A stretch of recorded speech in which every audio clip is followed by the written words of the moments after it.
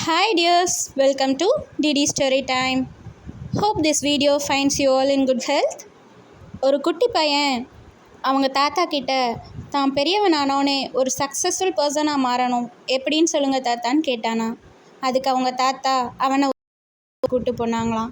அங்கேருந்து 2 குட்டி செடிகளை வாங்கினாங்களாம்.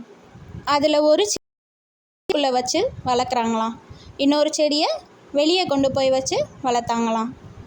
அப்போது தாத்தா அந்த குட்டி பையன்கிட்ட இதில் எந்த செடி சூப்பராக வளரும்னு சொல்லு அப்படின்னாங்களாம்.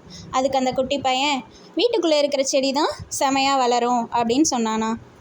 ஏன் அப்படி சொல்கிற அப்படின்னு தாத்தா கேட்டதுக்கு, இல்லை தாத்தா, அதை தான் நல்லா நம்ம பத்திரமா பார்த்துக்குறோம், வெளியே யாராச்சும் பிடுங்கிட்டு போயிடுவாங்க, காற்று படும், வெயில் படும், வீட்டுக்குள்ளே இருக்க செடி ரொம்ப கம்ஃபர்ட்டாக வளரும்ல, அதனால் பாருங்கள் அதுதான் நல்லா வளரும் அப்படின்னு சேலஞ்ச் பண்ணானா. ஒரு 4 வருஷம் கழித்து அந்த பையன் அவங்க தாத்தாவை பார்க்க வந்தானா. தாத்தா தாத்தா செடி என்னாச்சு அப்படின்னு கேட்டானா. நீயே வந்து பாரு அப்படின்னு சொன்னாங்களாம் தாத்தா. வீட்டுக்குள்ளே இருக்க செடியை போய் பார்த்தா கொஞ்சமாக தான் வளர்ந்துருந்துச்சான். அதே செடி வெளியே வச்சது நல்ல மரமாக மாறி இருந்ததான். அவனுக்கு ஆச்சரியம் தாங்க முடியல. எப்படி தாத்தா இவ்வளோ பெருசாக வளர்ந்துச்சு அப்படின்னு கேட்டானா.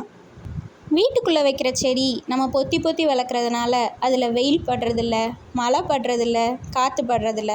அது நீ சொன்ன மாதிரி கம்ஃபர்ட் ஜோன்லேயே வளர்ந்துறதுனால பெருசாக வளர முடியல. அதே வெளியே இருக்க மரம் நிறைய வெயில், காற்று, மழை எல்லாத்தையும் தாங்கி வெளியே வளர்ந்துச்சு, அதனால் அது நல்ல வளர்ச்சி அடைஞ்சிச்சு அப்படின்னு சொன்னாங்களாம்.